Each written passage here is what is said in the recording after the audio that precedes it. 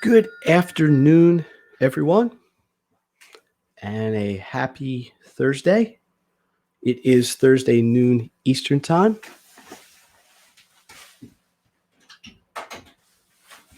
And I want to welcome everyone to this edition of my live stream, Structure into Chaos 2.3. I'm doing this twice a week. And the reason is to answer questions, to provide information, to help families who are coping with home education. Quick disclaimer, this is a live presentation. It is designed for parents and children on home study. Okay. The presentation is being recorded, will be re-released typically on YouTube and on my website. All the opinions and information that are discussed are presented are not officially sanctioned by anyone. They're essentially my opinion. If you have questions, you submit them by email. I will try to monitor it as we go, or you can put them in the comments in the live feed, and we'll go from there. So I'll try to address the questions as they come up. Again, Structure into Chaos 2.3. The start of this 1.0, 6 weeks ago. Can you believe it? 6 weeks already. We have been in lockdown, shut in, stay at home, call it what you may. One of the great places this has impacted is education. Schools have been closed. They will remain closed at the very least to the end of this school year, hopefully not beyond. Unfortunately, there's already some discussion, even at the university level, of pushing back some of the enrollments in the fall. We'll see where that goes. I think we're getting ahead of the game a bit. But this is about trying to answer questions. I get calls, messages, texts, you name it, from parents, from students all day. I have an issue with this. I don't get this. Why are they doing this? I can't handle this. So I want to address them, the questions and the concerns. I want to give you some suggestions, some actions you can take right away to address these things. And finally, I'll give you some ongoing channels for support. So Steve Green here, Make the Grade Tutoring. I'm based in the Philadelphia, Pennsylvania area. And I have a long tenure in the education world. I've been tutoring over 20 years. Before that, I was a classroom instructor for many years. I've written a book. Where's the book? Here's the book. Happen to have it right here. How about that? Got the book. Book's about how to learn, how to manage your time, how to manage information. I use a lot of the information in the book on my podcast, which comes out once or twice a week.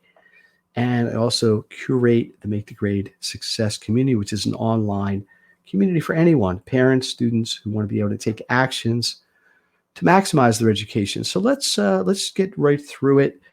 It's an unusual, crazy, unsettled time. I'm not sure when it's going to go back to normal.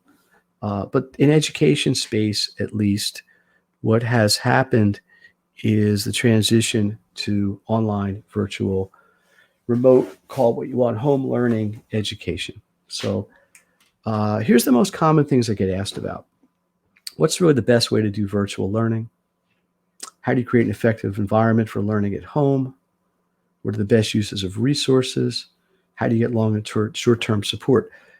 These are what parents are asking me. So let's kind of get into it here. So virtual learning best practices, I have addressed this multiple times, but I'm going to say this way. A, you got to have good technology. I'm going to look at it on these levels. Your technology has to be strong. And this is a limitation in some cases. You got to have good Wi-Fi. You got to have good internet. You got to have a computer or a Chromebook or a tablet. You got to have your hardware working so you can get the information you need. In some cases, put it back. A lot of the kids I'm working with now are submitting work online. So you need to be able to have the bandwidth to do this and the technology to get it done. Number two is you have to have a physical structure. You have to have a place the learning is happening. I counsel a lot of people, and I'll get into this a little bit more later, on creating like a room or an area in your house that's sort of like school. When you're there, you're thinking school. You're thinking structure. And you have to have time structure. When are you in school, quote unquote, and when are you out of school? So those three things, the tech, the physical structure, the time structure, are really one of the best ways to create an effective learning environment at home. Using resources, as long as you're getting curriculum from the school. It may not be perfect. It's certainly probably not going to be like what school was. That's just really unrealistic. I think that's the best place to start.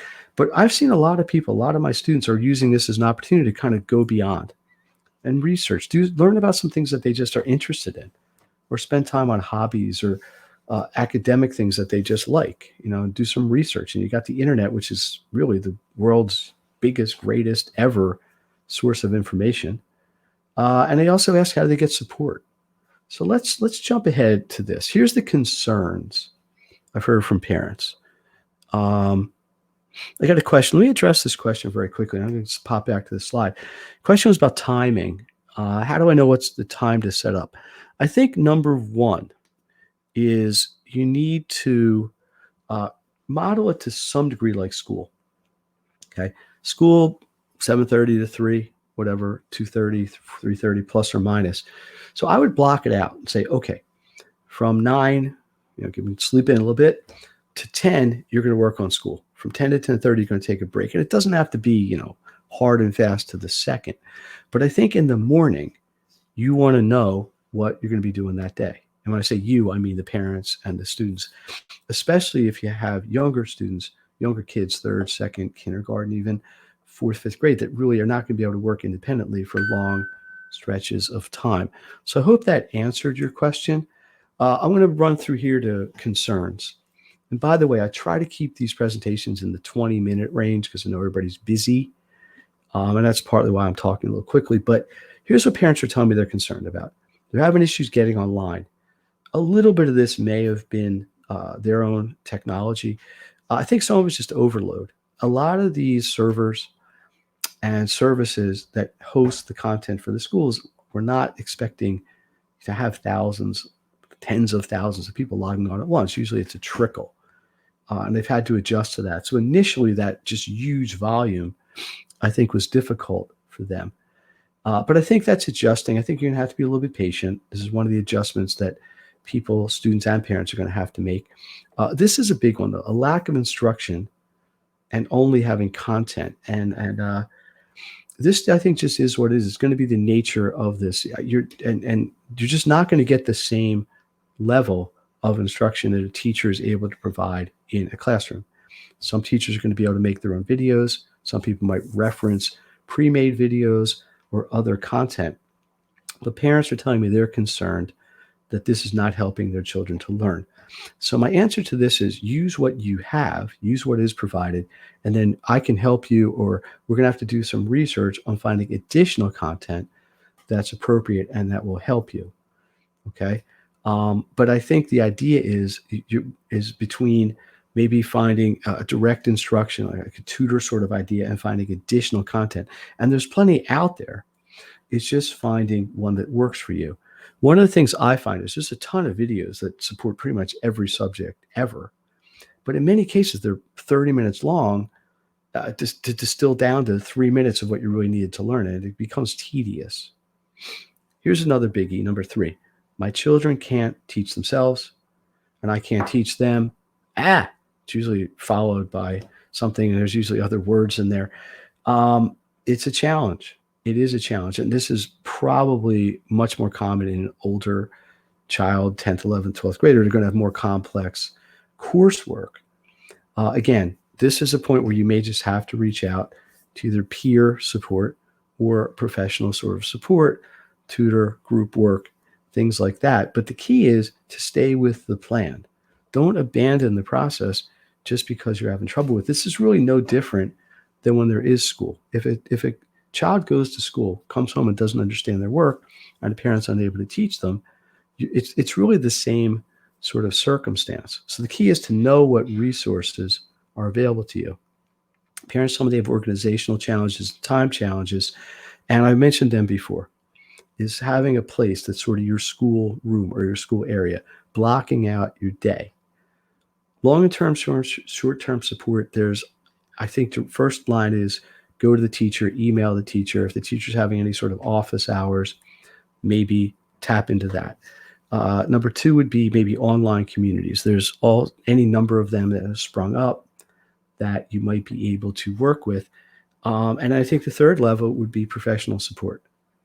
And again, people that are tutors in specific topics or in specific areas.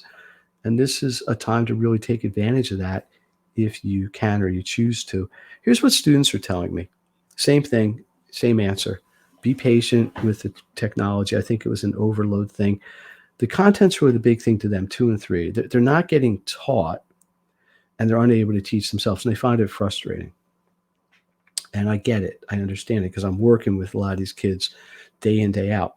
I think your first step is to communicate with the teacher, communicate with them, and just explain, hey, look, I know you sent whatever, video, worksheet, both. It's just not helping me. Is there something else I can do? Always go there first.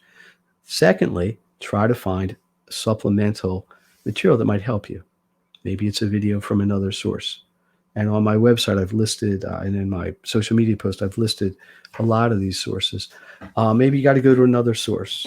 Maybe you got like a Khan Academy or whatever sort of thing. Because the expectation of home learning is not that you become self-instructing. You have to use what's there and try to make the best of it. The other things they say are really just social. They're just unhappy. They're bored. They're missing their friends.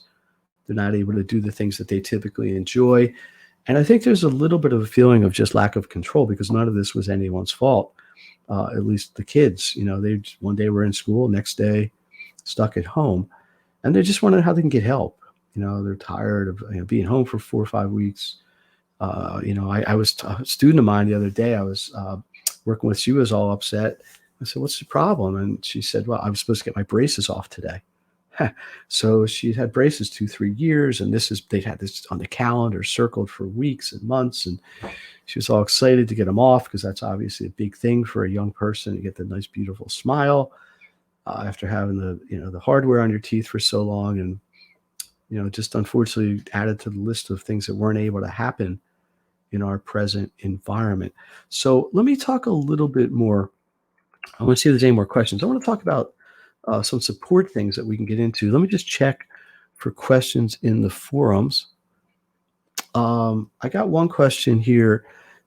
Yes, I agree with you. My kids cannot teach themselves. I have 3 kids in 3 different grades, and this is a big struggle. It's very frustrating for me with like one of these emoji frowns. Okay. As I said, I'm going to kind of repeat what I said before, but I think the first thing is reach out to the instructor. Okay. Explain this. Make it clear that whatever's being provided, in all good intent, it just isn't helping as much as you need.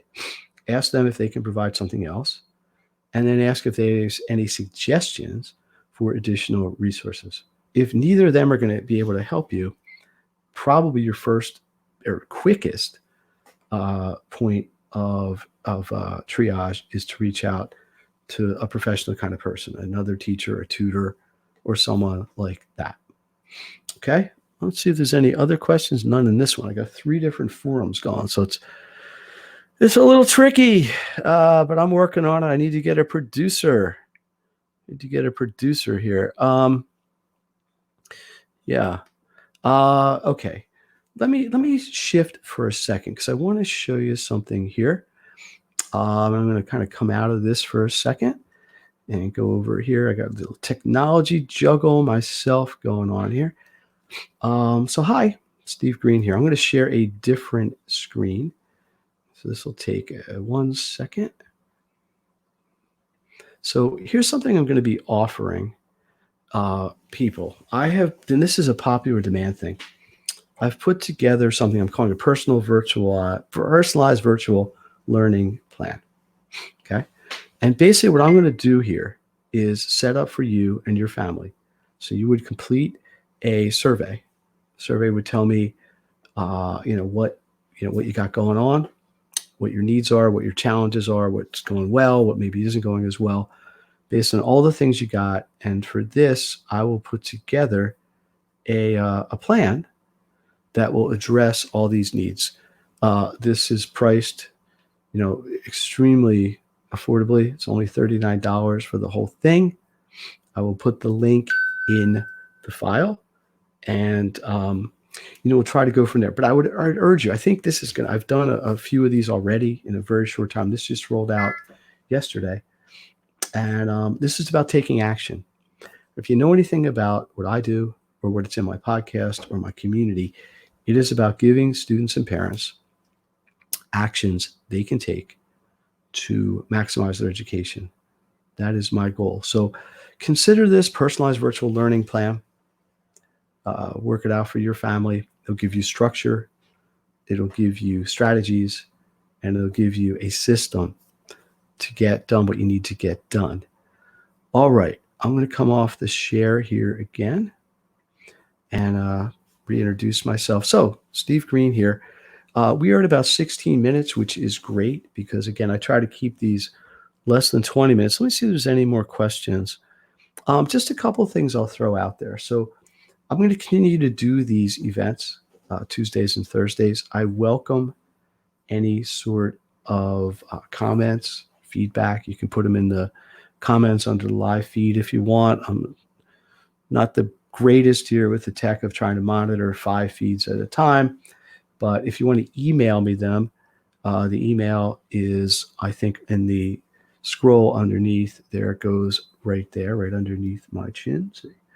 And but this is all about, and this is really independent of what's going on now with the shut-in, but my mission is to help students, to help parents, and to help you get to the next level with what you want to do.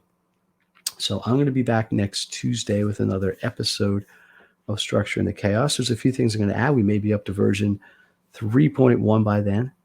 I appreciate it. Let me do one last check for questions. Actually, we have a testimonial. Thank you for all your help. Basically, they're thanking me for all the help and support. I appreciate it. And I'm obviously I run a tutoring business, so this is my, livelihood, but this is all done in the interest of the people I'm trying to help and the people I'm trying to serve. So I appreciate the support. I do appreciate the feedback either way. So I want to thank everyone. Have a great week. Have a great weekend. I hope to see you back here Tuesdays at 10 a.m. Okay. A little bit earlier for your early risers. Yeah. Well, noon's not that not that early, not that late for some people either.